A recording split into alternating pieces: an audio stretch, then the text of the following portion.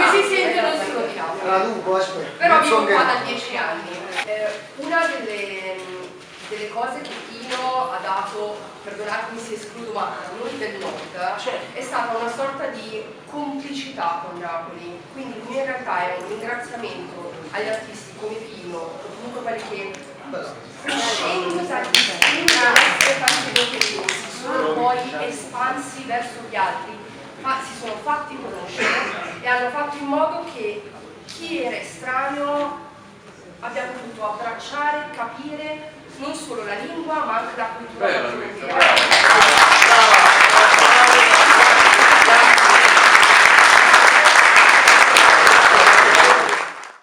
Feeling, perché credo che nel rispetto della semplicità del linguaggio di Pino, che in pochissime sillabe raccontava mondi, noi siamo stati abituati a dei cantautori in Italia che attraverso poesie lunghe spiegavano concetti, personaggi, storie, città, situazioni, visioni fantastiche. A un certo punto arriva Pino e in questo si avvicina molto a Vasco Rossi, ne parlavo proprio con Vasco qualche settimana fa. Loro sono molto simili, molto fratelli nella scrittura delle parole. Poi sonicamente sono due mondi lontani, ma sulla pagina sono molto fratelli. E in questa semplicità, come dicevo, feeling secondo me è una parola chiave, cardine. Io il titolo l'ho scelto prima di scrivere il libro, come è accaduto anche in passato per altre pubblicazioni che mi riguardano, e poi raccontando e dialogando con decine e decine di musicisti, di artisti, di registi italiani, internazionali, la parola ha avuto sempre più valore, perché uno dei concetti che ripetono questi artisti è che Pino in studio, sul palco, in viaggio ripeteva: non ama perdere feeling, ci vuole feeling, amma suonato feeling. Del resto anche nei concerti c'è qua qualcuno del service del plebiscito 81. Dov'è? No, il service proprio, il service. Cioè hanno pigliato i libri e se ne sono chiusi. Peppe, dov'è Peppe? Cioè hanno detto tutti i guaglioni di Piazza Dante. Sì, no, ma ci tenevo perché ho detto ti faccio dire una cosa. Il famoso concerto del settembre 81 di Pino Daniele, la signora c'era? La signora c'era. Lei vive a Roma? No, all'epoca. Ah, all'epoca. Ok. E comunque c'erano, mi ha detto Peppe, erano i guaglioni di Piazza Dante, abbiamo fatto il service al plebiscito. Ho risposto, Presidente? Ok. Il film non deve mai mancare. Il film non deve mai mancare. Anche il lavoro che si fa con il film, se no non funziona. Anche nel lavoro, la è scuola vero. non funziona. Allora, buonasera, io sarò molto breve perché per la verità io voglio sentire parlare Gianni Valentino, ma soprattutto quel signore Gianni Valentino, ma non perché non voglio sentire la voce di Gianni, ma perché Gianni già mi ha parlato forte e chiaro di questo libro. Questo libro racconta 12 canzoni mese per mese di Pino Daniele, ma la scelta che fa Gianni non si ferma solo a queste 12 canzoni, voi ve ne accorgerete subito, sin dalle prime pagine in realtà. Gianni parla di Pino Daniele a tutto tondo attraverso le voci delle persone che sono state a contatto strettissimo con Pino Daniele e diventa quasi un'avventura picaresca quella di Pino Daniele, ed è una cosa bellissima stare proprio qua nei suoi luoghi dove tutto è nato. C'è una frase fantastica che Gianni registra da Luigi Filace, che era uno dei suoi compagni di classe, compagni di classe come Peppe Lanzetta, dove lui dice, perché nella stessa classe di Pino Daniele, lo saprete certamente, c'era anche Peppe Lanzetta, e Luigi Filace fa questa osservazione: siamo tutti particolari in quella classe, siamo tutti ragionieri per sbaglio. E a me sembra una frase. Infatti vedi, non è questo perché non poteva fare il ragioniere. Signori, buonasera. Come voglio dire? Vi voglio dire che è molto bello stare qua. Io ho vari sentimenti in questo momento, no? Perché siamo stati amici, musicisti, ho fatto musicista per tutta la vita, sono stato in De Crescenzo, un altro mito nostro napoletano. Come dire, per me innanzitutto è un privilegio, non solo per me, pure per voi stare qua, cioè condividere questa storia speciale, perché noi quando stavamo Cuppinotto suonando non sapevamo che sarebbe successo tutto questo, no? Quindi è veramente bello vedere, tra virgolette, un po' la magia della vita, no? Che una cosa si può trasformare davvero in qualcosa che poi diventa patrimonio e condivisione di tutti, di tutti. Io mi ricordo dai primi giorni, i primi tempi, che io sono stato fino a Tutto Nero a metà, insomma, va buono. E l'ultima sera a Piazza Plebiscito tutti quanti. Quindi questo percorso veramente è magico, è speciale, perché pure Pino non pensava di diventare Pino Daniele. E infatti noi stavamo in tournée. Avevamo un po' bevuto perché dopo tutta una giornata stavamo dalle parti di Bologna, infatti stavamo in questo albergo che si chiamava Hotel Regina, infatti noi facevamo un altro brano. Io ve lo dico, ma veramente con grande umiltà, abbiamo scritto Apocondria assieme a Pino e penso che gli ho lasciato un pezzo del mio cuore in quel pezzo tanti e a pezzi. Pino. Tanti pezzi. Vabbè. Comunque voglio dire, noi abbiamo fatto questa tournée lunghissima con Pino, no? Prima siamo partiti con Napoli Centrale, altro mito bellissimo della nostra musica, che in quel momento anzi tirava moltissimo. Noi eravamo il gruppo di supporto di Pino, di Napoli Centrale. Quindi noi aprivamo i concerti, poi dopo tutta questa cosa ci siamo staccati e Pino ha cominciato a macinare e la fine di questa tournée lunghissima l'abbiamo fatta al Vigorelli di Milano con Eugenio Finardi, e quando al Vigorelli ci stavano penso 15.000 persone, quando Pino ha fatto "I so pazzo" a Milano, "I so pazzo", e tutto quando hanno fatto non c'è scassato cazzo, abbiamo capito che si stava girando pagina, e infatti dopo c'è stato Nera a metà, non buono.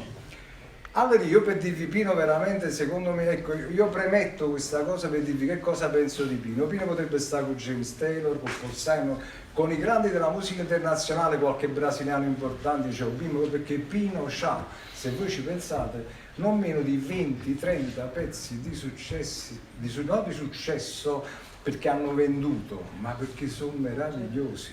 Cioè ha scritto delle cose e lui aveva una facilità di scrittura veramente magica. Noi quella sera stavamo, tanto stiamo in famiglia cazzeggiando perché avevamo finito la serata, stava Gigi Veriezzo, Ernesto Vito, no? Quindi a fine serata sì, uno cena, beve un poco cose, quindi noi stavamo abbastanza un po' così, e Pino gli faccio la voce, ma lui se ne va sopra in albergo, oltretutto noi dormivamo nella stessa stanza, stavamo sempre queste due chitarre classiche a portata di mano. Gli dissi Pino, ma stati un po', no, e se ne sale sopra. La mattina dopo lui mi chiama, che ci confrontava, cioè ci confrontavamo, eravamo amici, come dico, non era il monumento Pino Daniele, parlo con il segretario. Vabbè, Pino mi fa sentire il pezzo, e il pezzo fa io muore più, praticamente lui era salito sopra. Poi quando sono salito sopra lui oramai stava dormendo, cioè in un'oretta lui aveva scritto Alleluia.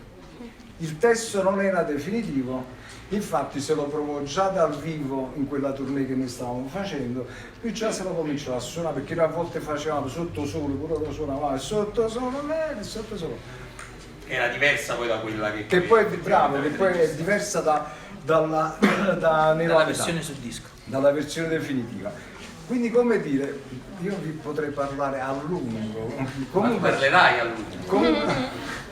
Comunque voglio dire, Pino veramente era pazzesco da questo punto di vista qua, perché con 2 accordi, poche parole, e fai una cosa che diventa, infatti la preside parlava da Tazzolelle Caffè, oltretutto noi passammo guai, non si può dire, cioè noi stiamo ancora così, non ci si chiama. Cioè voglio dire, la Tazzolelle Caffè ce la stiamo ancora bevendo dalle parti nostre, non solo, giusto? Ok. Ci sta come bello lavorare che ho parlato storia, con le scarpe sotto che ti salvano. Pino, come dire, era molto politicizzato all'inizio perché c'aveva rabbia dentro, c'aveva rabbia sociale, come dire. Poi è chiaro, il successo sputtano un po' tutti, insomma, compreso Vasco Rossi, Pino Daniele, cioè nel senso che quando ti devi calmi, quindi escono le canzoni d'amore, però le prime cose dei Pino sono i primi 3-4 album su Lei ha scritto a 20 anni, ci ha scritto a 20 anni. Ma questo, Dice, ma Pino, il fatto che io per esempio noi a 20 anni, 19 anni, no, pensavamo a fare i 19 anni, prima piaceva il rock, a me assai le Zeppelin, no? Come dire, noi pensavamo al sesso, sesso, droga, poca e rock and roll. Però voglio dire, Pino a quell'età là ha fatto già Terra Mia, parlava cammina già del vecchietto che va a trovare la morte, ma chi cazzo ci pensava alla morte a 19 anni? Per cui Pino era speciale e l'ha dimostrato, cioè lo dimostra che state voi qua e vi sto parlando a casa, insomma, cioè, era speciale. Siamo stati fortunati ad averlo.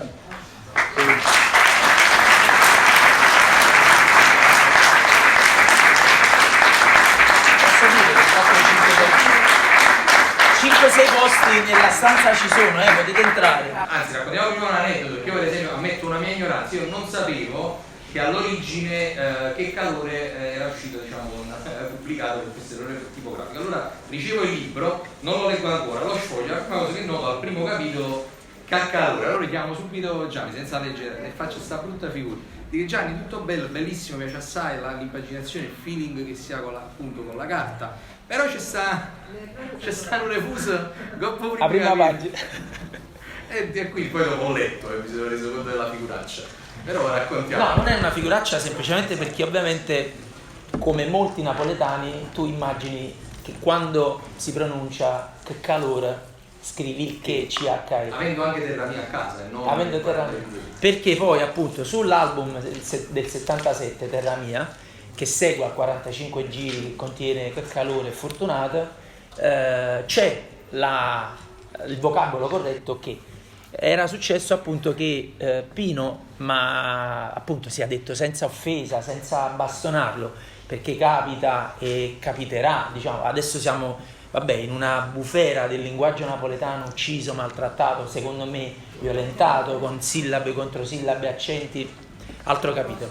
Che calore appunto nasce con questa sua sbadataggine, ma la cosa più curiosa è che si gemella a un altro errore che è cromatico, perché Lino Vairetti, che purtroppo si scusa, mi ha scritto poco fa, ieri hanno suonato con Iosanna a Brescia, ci sono stati un po' di problemi lungo l'autostrada e sono ancora in autostrada, perciò non è qui al tavolo con noi. Lino Vairetti, che è l'autore del primo servizio fotografico a Pino e che aveva iniziato ad affiancare Pino come ipotetico primo produttore effettivamente, a un certo punto loro litigano, perché Pino ha litigato con tante persone, anche col sottoscritto, perché era così, era amorevole ma si litiga. Insomma, la grafica doveva essere rosso fuoco, invece qui l'abbiamo messo in scorrimento, quando arriverà la copertina ve ne renderete conto, è arancio zucca. Quindi c'è chi ha questo 45 giri, c'ha un pezzo da collezione unico, perché c'ha un doppio errore, diciamo così, e quindi dopo correggono su Terra Mia e quindi c'è Che calore, ma succede un altro bisticcio linguistico anche sui soppazzi. Ecco perché per esempio il libro si apre con gennaio, Che calore, mi piaceva anche il controsenso climatico, sensoriale, e c'è i soppazzi nel mese di febbraio, perché così come c'è sul servizio fotografico la faccia di cerone nera di Pino nelle foto che lo ritraggono appunto negli scatti di Lino Vairetti, i soppazzi dice la faccia nera l'ho dipinta per essere notato, sono pure diplomato, quindi torna il Diaz, però non l'ha preso il diploma, e quindi era giusto che convivessero gennaio-febbraio. E poi marzo, lasciamelo dire perché l'hai evocata poco fa, c'è Alleria, perché Alleria da quando sono bambino, ragazzino, e c'è Simona qua, lo sa, ne abbiamo parlato un sacco di volte, Alleria è la mia canzone. Io potrei buttare i documenti, il passaporto, e se qualche forza dell'ordine mi chiede generalità, cioè io dico leggi da Alleria e io sono là. Quindi è un mio omaggio a Pino, un mio inchino a Pino, mettere Alleria nel mese di marzo quando lui è nato. Su che cavolo... Allora, la grotta di Geremia, cos'è stato nella grotta?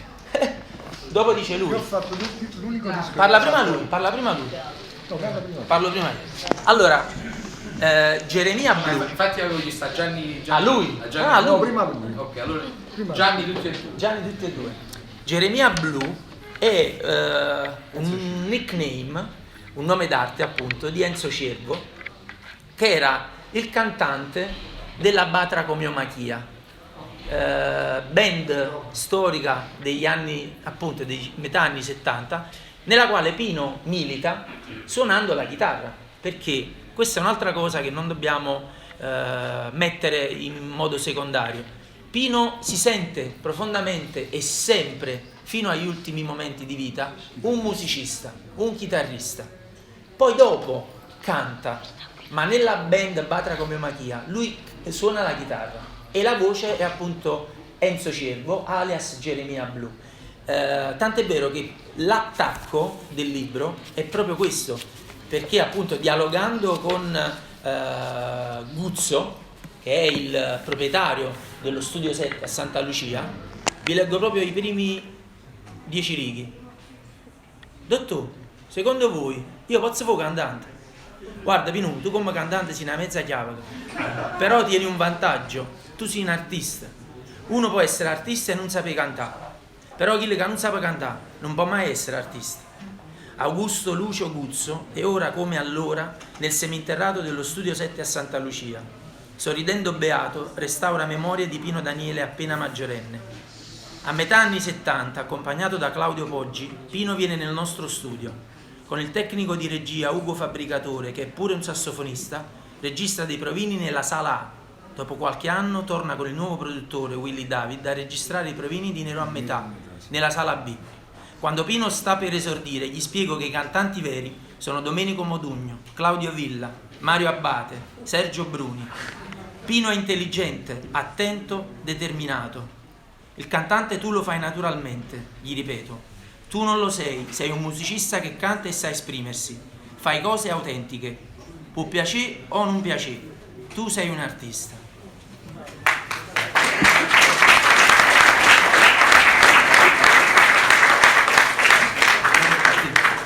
E quindi scusami, giustamente la grotta, quella caverna è quasi in prossimità dell'ossario delle Fontanelle, non esiste più, oggi è quel che resta di un garage, c'è un cancello fosforescente per chi di voi si troverà a passeggiare da quelle parti e quindi resta la memoria, restano quelle foto che avete visto con il gotha del mondo sovietico così sulle pareti. E loro che suonavano, avete visto, no, le foto che c'erano Pino e Enzo Cervo, ma c'è pure in un'altra immagine Enzo Abitabile con Paolo Raffone. Taccio, maestro. E che vi posso dire? Vabbè, parlando mo della grotta, ma io direi che Napoli era un posto pazzesco in quegli anni. Cioè, io non so, qualcuno deve avere l'età, però ci stava a Piazza Maveteri San Giuliano. Il bar San Giuliano. Il signore ci andava. Sembrava di stare a Londra. Infatti una delle ragioni per le quali io sono rimasto a Napoli, perché allora non sembrava necessario andare via da qua per fare musica di buon livello, alto livello, perché ci stava questa immagine bellissima, tutti questi gruppi che poi sarebbero diventati Vigli Osanna, il Balletto di Bronzo, per chi conosce questi nomi, il PROC, che sono stati nomi forti del rock progressive italiano insieme al PFM e cose. Per cui, come dire, si respirava quest'aria, quindi voglio dire, tanto di Pino sapete tutto oramai, magari dire che Pino respirava, no, ci stanno un sacco di cose, quindi pigliate di libri, se no non lo... No, ma veramente, no, per... ci credo, no, voglio dire, per cui, come dire, è bello, per esempio questa scuola, no? Questa scuola mi fa pensare al Pino che non era ancora diventato Pino Daniele, quindi il fatto di respirare la musica, la voglia di esprimersi, la voglia di confrontarsi, questa grotta era uno di quei posti dal quale sono passati un casino di musicisti, Datone Espo, Tullio, gli stessi Osanna, noi che abbiamo fatto dopo gli Osanna Città Frontale, Pulino Maietti, qui infatti facevamo un concerto alla Sanità che Pino Danini, grande Pino Danini, poverino, invece stava accompagnando, no? Perché lei, bravissima, Jenny Sorrenti, la sorella di Alan, io sono andato anche con il fratello Alan Sorrenti, io insomma sono proprio un pezzo di storia, di musica. Voi chiedete, fate prima, dico, chi non hai suonato? Io mi sono pure con un muro, non so se è chiaro, voglio dire, tanto di cappello. Come voglio dire, da quella grotta veramente sono passati tutti quanti, ci stava questa atmosfera fibrillante, pazzesca. Noi abbiamo fatto questo concerto alla Sanità, Città Frontale, noi eravamo un gruppo rock progressive, in cui facevamo pure cose complicate, c'era Enzo Avitabile, c'era Orina Zurzolo in questo gruppo, no? Era un super gruppo, cioè di gente veramente brava, diplomati al conservatorio, quindi gente seria dedicata alla musica, sia quella colta ma anche quella che scoppiava per le strade, perché sì. Noi eravamo cresciuti con Led Zeppelin, Deep Purple e altra roba ancora, anche il rock progressivo inglese tipo Genesis. Pino tutta questa roba la respirava, infatti quando noi facemmo questo concerto lui suonava con la sorella di Alan e noi avevamo invece il gruppo quello forte e infatti lui venne vicino e sembrava uno che aveva visto la fontana perché Pino era Jenny Sorrenti, ma Pino al Cava dei Tirreni oramai in pieno successo, io lo andai a trovare che era 92-93. Eh sì, ci tratteremo fino a... lui stava salendo le scale, si girò, ve lo giuro, tanto siamo in famiglia insomma, ma no, lui mi disse Gianni, a me lo successo non me ne fotte proprio, io voglio suonare a chitarra, in napoletano,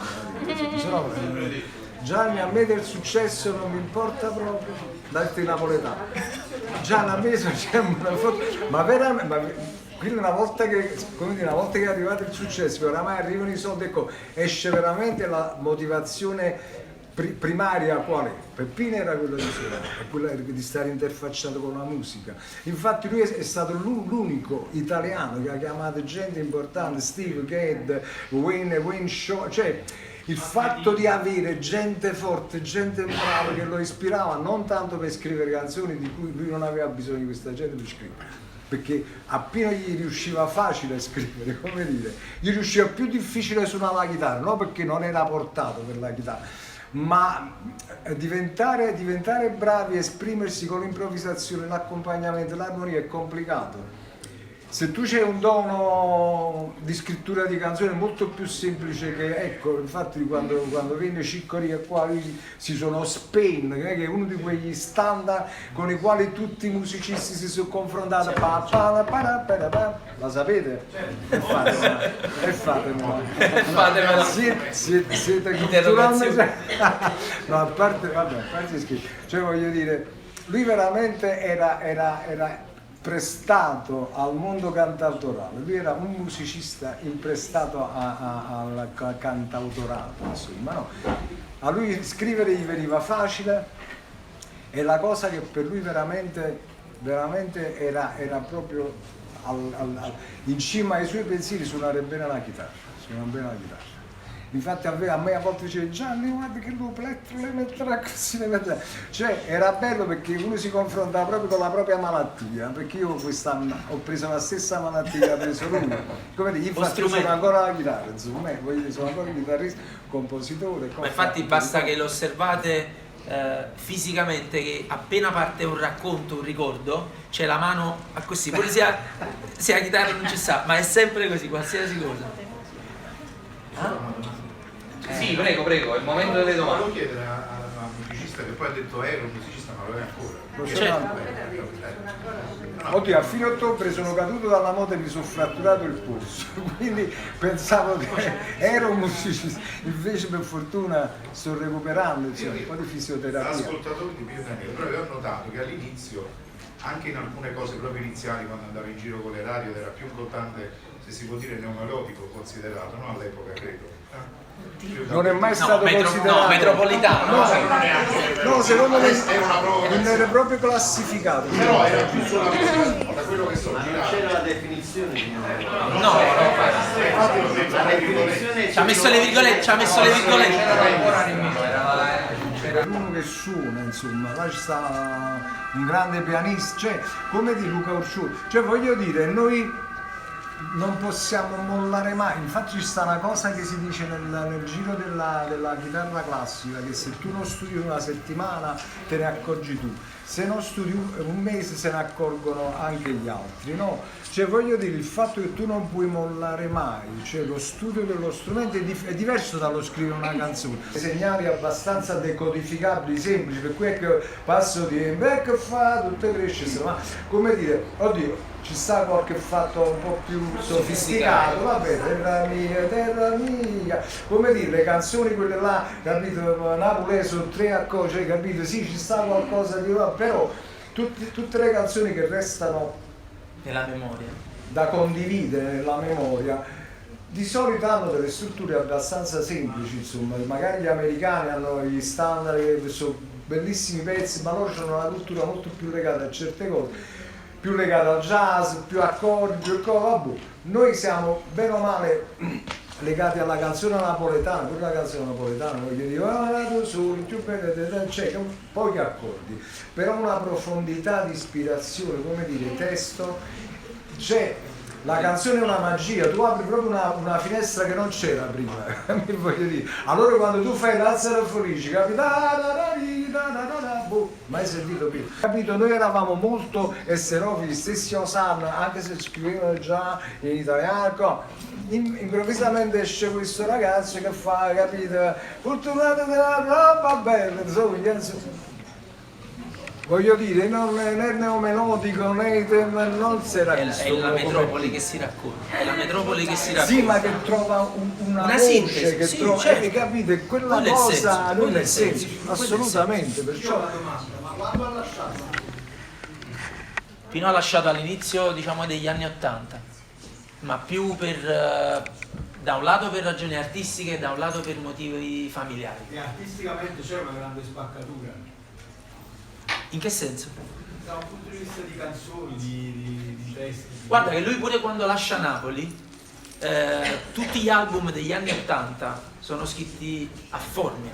Sì, no, io dicevo, E quindi la svolta, diciamo, milanese. Lì ci sono i contratti e ci sono una serie di motivazioni ancora familiari, perché il mondo familiare di Pino è una serie di pianeti, come sapete, che non sempre girano armonicamente tra loro. Io di recente, appunto, facendo tutta una serie di ricerche per il libro, ho ritrovato una vecchia intervista in cui Pino candidamente, perché con la coscienza dell'avventura che ha compiuto lo può riconoscere, lo può dire, dice sì, al di là di una serie di cose più di intuizione profonda, intensa, di urgenza espressiva, è chiaro che poi a un certo punto ti ritrovi per degli album, per dei pezzi a inseguire la classifica, il videoclip, però... Facciamo questa domanda perché sembrano veramente due artisti completamente diversi. Allora, Bambina, perché non balli alla TV è una roba che non si può sentire. allora, E vieni invece da tutto quel vissuto napoletano, quelle canzoni di Belli che Calora, La Ria, magari se lo possiamo citare a Puglia per vedere uno spettacolo. Sembrano due artisti completamente diversi. E com'è possibile? Posso fare una riflessione? Vai. Che mi attacco alla riflessione del Signore. Noi mediamente, per poi arrivare a parlare di nuovo del libro, noi mediamente siamo abituati come fan di Pino Daniele appunto a ragionare il vecchio e il nuovo, però non siamo mai diciamo, non siamo mai in grado di fare il passo dal punto di vista di Pino Daniele. E io l'ho capito anche grazie, non perché c'è Gianni presente, ma l'ho capito grazie a Gianni. C'è una canzone che è l'ultima che chiude il libro, che è Ofra, incluso nella Grande Madre. Io ammetto, la Grande Madre del 2012 io non l'avevo mai ascoltato. Non riusciamo mai a metterci nei panni di un artista così grande come Pino Daniele. Io comprendo il ragionamento del Signore. Pino Daniele ha fatto ricerca per tutta la sua vita. Sì, il periodo di Bambina è forse il periodo di massima esplosione commerciale, quindi di massima esplosione anche contrattuale, potere contrattuale nei confronti delle case discografiche, però i 10 anni successivi Pino ha dimostrato di andare completamente contro il mercato. C'è stato un periodo dove praticamente Pino Daniele non andava quasi neanche al TG1 a fare le promozioni, o forse andava solo al TG1 perché giusto il TG1 lo prendeva in promozione, perché faceva i madrigali, perché si apriva al suono arabo di Via Medina, o appunto faceva La Grande Madre, che io sono convinto in tanti quando è uscito non hanno ascoltato, o comunque non hanno ascoltato bene, fermandosi al singolo melodramma e arrivando poi a fare questa pace con quel tipo di utente, con quel tipo di ascoltatore, quando poteva mettere in piazza il mercato della nostalgia. Ero a metà 2014, i concerti che stava facendo al Palle Portenope fino alla Naturale 2015. E arrivo a te. La domanda suo Fra, che appunto sembra questo cerchio che si spezza, come ha notato il signore, e poi si unisce naturalmente in una canzone che lui dedica a Enzo Avirà. Allora, per rispondere sia a te che all'osservazione di Guido, io in teoria ma anche nel concreto sono molto d'accordo, perché ammetto un mio disagio personale anche in quelle fasi, no? In quei frangenti, quando ascolti delle robe e non ti ritrovi l'artista che hai amato, che ti ha educato al suono, che ti ha educato anche alle emozioni più profonde, amorose, di amicizia o autobiografiche. Però lo studio che volevo fare, che poi si è trasformato in qualche modo sotto le sembianze di un romanzo, non solo per la suddivisione in capitoli, ma proprio per come agiscono tutti gli artisti che sono coprotagonisti e diventano in qualche modo personaggi persone. C'è sempre questo bilico nel libro. O Fra, e mi suggestionava Gennaro, è una canzone che è in parlesia. La parlesia è un codice linguistico caro ai musicisti napoletani e si adopera soprattutto per dialogare in presenza di persone. Per esempio io adesso io e lui potremmo parlare per un paio di minuti, dirci delle cose e per esempio facciamo conto che non c'è nessun musicista, non capireste niente di quello che stiamo dicendo, ok? No, per esempio mi capita che Amadella ha punito, la mas punita tutto quanto? Spunito. Ok? Questo è solo un esempio. Erano fatte banesi. Basta che non diventi una bagaria, ok? Che peraltro è il nome appunto dell'etichetta che Pino costituisce insieme a Willy David ed è pure il nome degli studi che Pino fa costruire appunto a Formia accanto a casa sua. Torniamo appunto su Fra. Il codice linguistico della parlesia finisce a dicembre perché mi permette appunto di chiudere con una struttura circolare questo romanzo, perché all'inizio la parlesia è già protagonista negli esordi che Pino fa radiofonicamente. Torniamo anche alle radio che citavi, e c'era un emittente che si chiamava Radio Napoli City negli anni 70, lui se la ricorda benissimo, parliamo del Rione Alto più o meno per intenderci. Pino bussa alla porta, si presenta, sono Daniele e Giuseppe, volete sentire la musica mia? E lì comincia a sperimentare in diretta radiofonica con una artista californiana che si chiama Patrizia Lopez e che aveva deciso di emigrare appunto dalla California al Golfo di Napoli. Lì cominciano a sperimentare tra suono folk, e torniamo a Pino quando faceva l'osservazione, tra 12 virgolette melodico, neomelodico eccetera. Lui comincia a sperimentare tra il folk e la bossa nova, tra i ritmi brasiliani e il rock. Quindi quel codice lui se lo porta appresso già da quando è ragazzino, perché ovviamente passeggia in queste strade, vive l'atmosfera del Marocco, del Number One, di altri locali, del porto soprattutto. Non dimentichiamo che è figlio di un portuale, Gennaro, e di una donna che fa le pulizie a domicilio nelle case appunto del quartiere Porto. Infatti a rappresentarlo nei documenti ci sono le cosiddette zie, cioè le signore che in qualche modo lo adottano, lo prendono a cuore, come a dire in qualche modo salviamo questo ragazzino dalla strada, lui nato in un sottoscala e via dicendo. Per cui quell'espressione di parlesia è quanto di più dentro al suo mondo artistico, e quindi quando nel 2012, che è l'ultimo album ufficiale della sua discografia, dopo escono delle raccolte perché Pino finisce nel 2015 appunto, e stava lì per finire, o meglio, l'ha finito, un album interamente strumentale che forse un giorno uscirà, ma sicuramente io penso i figli lo metteranno in commercio, diciamo così. Pino appunto lì celebra in qualche modo le sue origini. Enzo gli è accanto nella Badra come Machia, Enzo Avitabile gli è accanto all'inizio in Terra Mia, fa i cori in Nero a metà, esatto, e quindi rientra in questo, come dire, ricordare quello che lui è, anche se arriva in un disco che può essere commerciale, come La Grande Madre, che però appunto ha dei tocchi di sperimentazione, come io ho voluto ricercare di nuovo nel capitolo di novembre, che è intitolato A Pigro. Pigro è simbolico ed è significativo perché è nell'album del 2004 Pino Daniele Project Passi d'autore. C'è un racconto che fa Fabio Massimo Colasanti, che è sì un chitarrista, ma lavora con la techno, e la techno permea Via Medina, che è il capitolo di agosto. Parentesi, punto.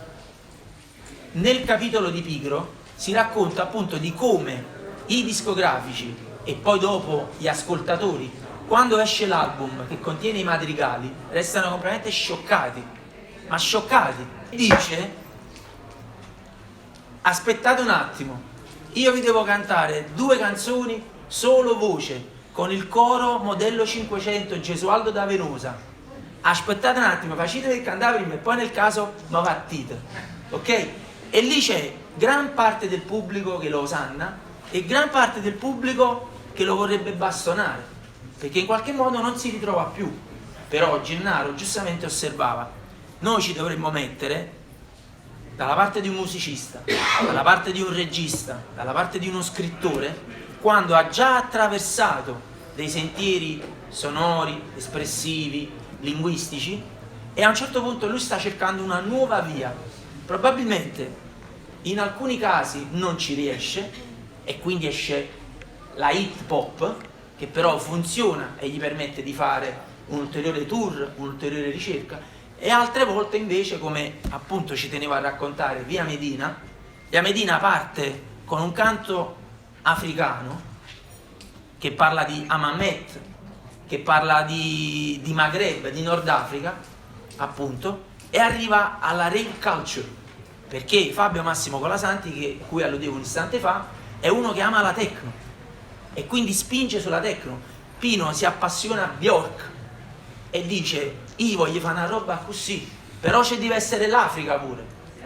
Allora noi che riceviamo a un certo punto l'album veniamo investiti, no, da questa valanga, e quindi stiamo un po' che mezze sono e mezze cante, ma un artista fa i suoi esperimenti e non stiamo nel suo cuore, non stiamo nel suo studio, ma lo possiamo ricevere in qualche modo, come ho provato a fare io, tentare di interpretarlo anche a 10 anni di distanza, perché il concetto madre del libro è raccontare, con un'assenza di 10 anni di Pino, cose che non si sono comprese, cose che non abbiamo vissuto fino in fondo, raccontate dai diretti partecipanti di quelle avventure. Ecco perché c'è Peter Erskine, ecco perché c'è Raiz, ecco perché c'è Peppe Lanzetta, o Enzo Canoro degli inizi, o Gianni Guarracino, o Phil Palmer, piuttosto che Morgan, Mario Biondi, perché sono tutte finestre che si aprono, tutte porte anzi, e ci portano a fare insieme il bosco, diciamo, di Pino Daniele. Direi che su questa frase una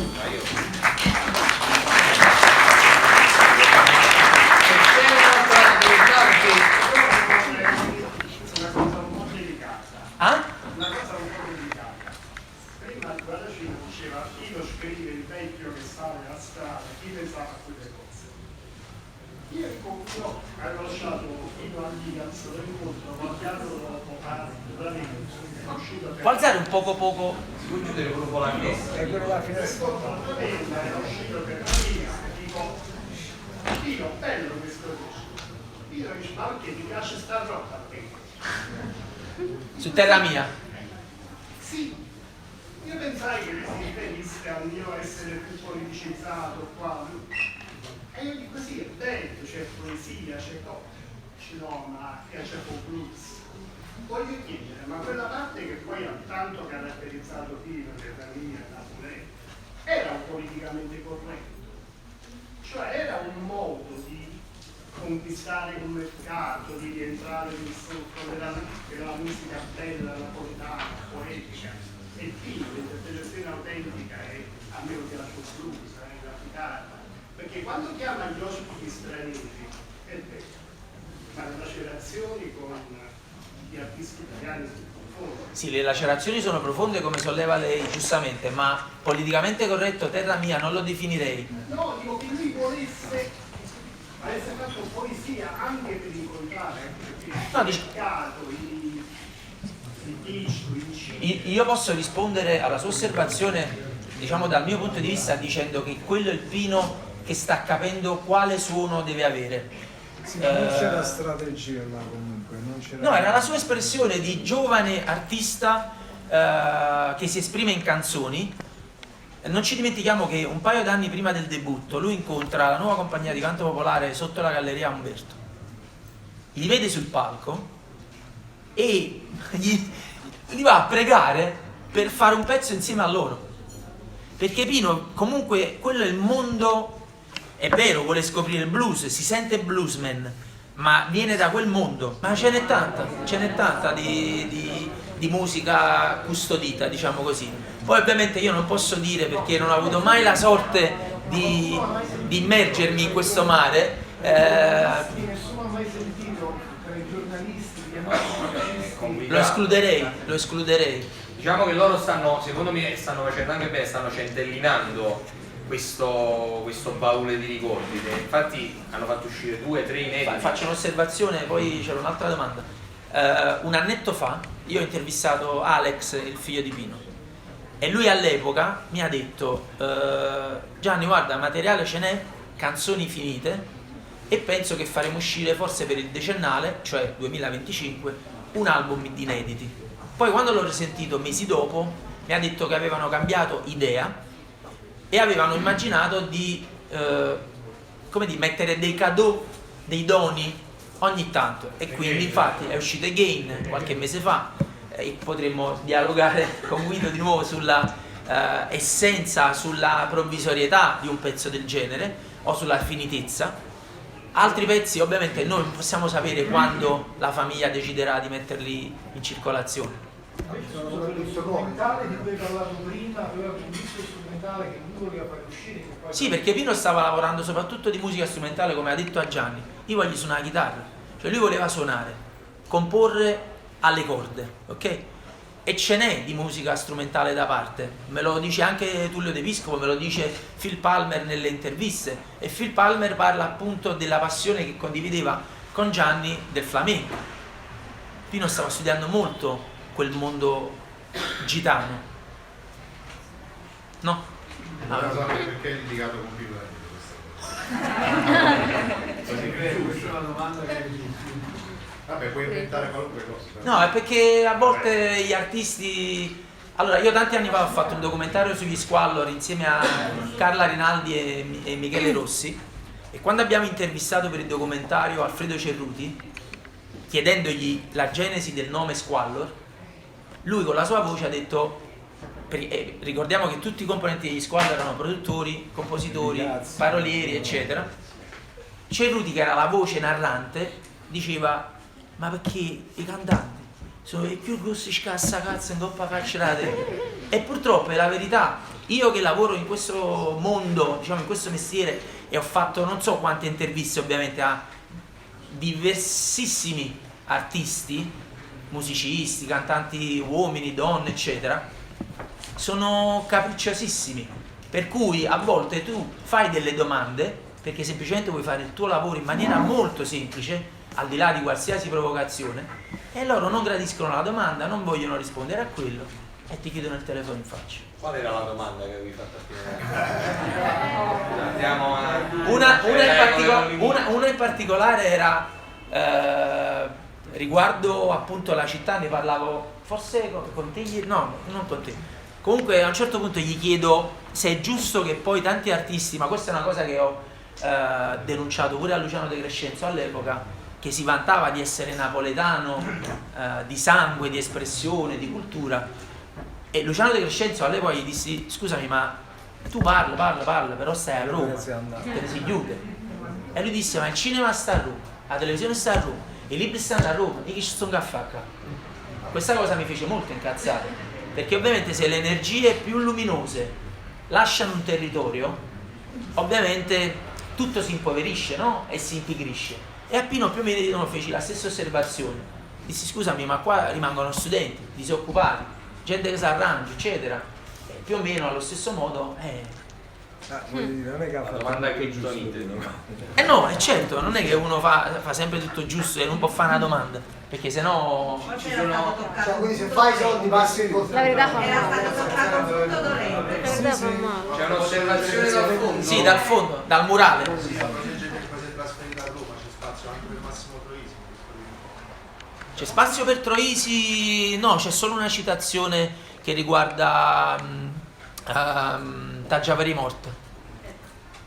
È una canzone dove brilla un'altra parolaccia, esatto, dove brilla un'altra parolaccia, perché insieme in questo viaggio in auto scrivono il testo di Taggiavari morta, e Pino appunto nel secondo capitolo, che è quello dedicato ai Soppaz, io passo, come dire, in un carosello di male parole, perché le male parole di Pino, e potrei citare Stronzo di Lucio Dalla, per dirne un altro, di artisti per me totem, ma credo non soltanto per me, la parolaccia non è un'offesa gratuita, non è un'ingiuria che arriva e si perde, ha un valore poetico, ha un valore di immagine, e quindi così come le vediamo a volte in alcuni film, è giusto secondo me, e lo raccontano anche Morgan, Mario Biondi, altri, che la parolaccia ha diritto di esistere quando è usata con un senso,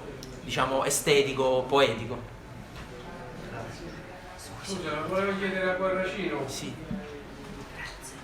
Anni 75-76, Pino Daniele veniva in galleria, all'epoca c'era Ricordi e la Luxor Radio, che erano praticamente più del secondo come vendita di CD. E Pino Daniele veniva a scegliere dei dischi per lo più di artisti americani, jazz, blues, non molto conosciuti. Ne hai contezza di questa cosa? Cioè in qualche maniera studiava anche questo, oppure era solo... Come no? No, ma Pino ha avuto il grande merito, secondo me, di tenere un piede nella napoletanità, però tenerla aperta chiaramente al mondo. Cioè è come magari l'artista irlandese che loro pure si uscita Yes I Know My Way, insomma tutti questi ma pezzi che ma come napoletane americane. Ma diciamo, cioè, uno che vuole fare musica fra virgolette moderna, ecco, un chitarrista, cioè o ti metti a fare, come dire, il clone di grandissimo come Sergio Bruno, ok, già c'è sta Sergio Bruno. E poi infatti la mia domanda è da sì e no, perché non voglio sapere il nome, quindi la risposta Ma a me, tutti e tre. È sì o no? Non La sento un po' minacciosa questa domanda. Non accetterò il nome. Violenta. Pino Daniele ha un erede adesso? No. Un cane con le dovute... No, ma sono i tempi che non prevedono un erede di niente, non so se i tempi sono cambiati così tanto. C'è una persona. È ovvio che tutto quello che è stato fatto, cioè, quello che è contestualizzato nel momento in cui lui nasce, vive, eccetera, eccetera, è irripetibile.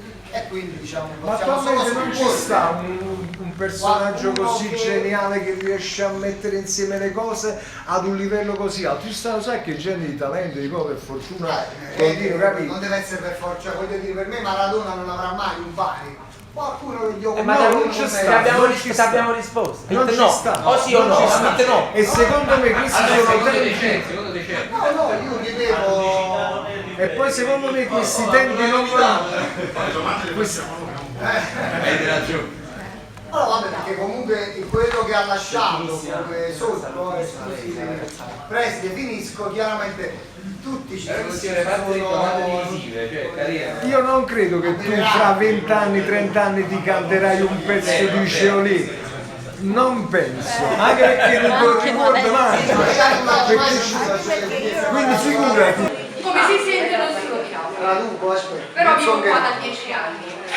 Una delle cose che Pino ha dato, perdonatemi se escludo, ma a noi del nord, è stata una sorta di complicità con Napoli. Quindi in realtà è un ringraziamento agli artisti come Pino, o comunque quelli che uscendo dagli schemi delle canzoni si sono poi espansi verso gli altri, si sono fatti conoscere e hanno fatto in modo che chi era estraneo abbia potuto abbracciare, capire non solo la lingua ma anche la